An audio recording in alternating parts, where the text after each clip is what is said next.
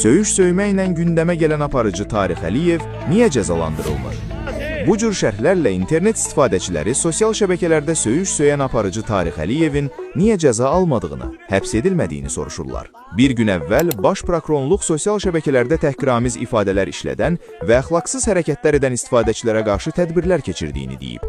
Bu əməllərə görə artıq 6 nəfər hüquqi məsuliyyətə cəlb olunub. Bildirilir ki, internet məkanında ictimai əxlaq normalarını pozan şəxslər barəsində qanunvericiliyə uyğun ciddi addımlar atılacaq.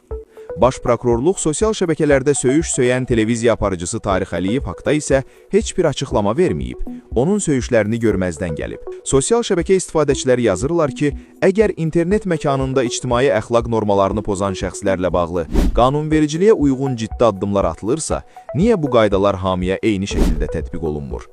Niyə bəzi şəxslər barəsində inzibati həbs və cərimə qərarları verildiyi halda Tarix Əliyev kimi adamlara çatanda rəsmi qurumlar susur?